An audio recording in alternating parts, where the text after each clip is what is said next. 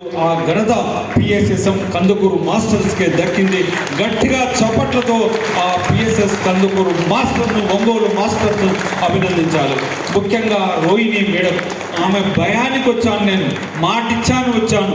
నెల రోజుల నుంచి రోజు ఫోన్ చేస్తూ ఆమె తపన చూస్తే నిజంగా ఆ మహిళా లోకానికి ఆమె తపన చూసినప్పుడు, ఈరోజు వచ్చిన మహిళలందరూ చూసినప్పుడు పత్రిజీ గారి కళలు 100% నెరవేరబోతుందని నమ్మే వ్యక్తుల్లో నేను మొట్టమొదటి.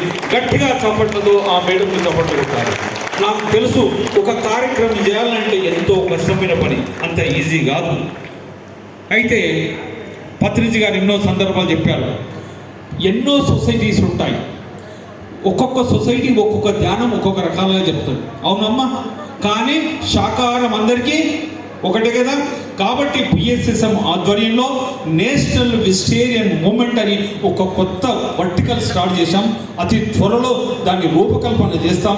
రేపు గుంటూరులో లక్ష్మణరావు గారి ఆధ్వర్యంలో దానికి రూపకల్పన చేసి రాబోయే రోజుల్లో ప్రపంచంలో ఉన్న అన్ని ఆధ్యాత్మిక సంస్థలను ఈ పిఎస్ఎస్ఎం ప్లాట్ఫామ్కి తెచ్చి మొత్తం ప్రపంచానికి శాకాహారం అయ్యే విధంగా పిఎస్ఎస్ఎం ఆధ్వర్యంలో ఒక ప్రణాళిక కూడా తయారు చేస్తున్నాం. కాబట్టి నేషనల్ వెజిటేరియన్ మూమెంట్కు గట్టిగా చప్పట్లతో మనం సపోర్ట్ చేసుకోవాలి.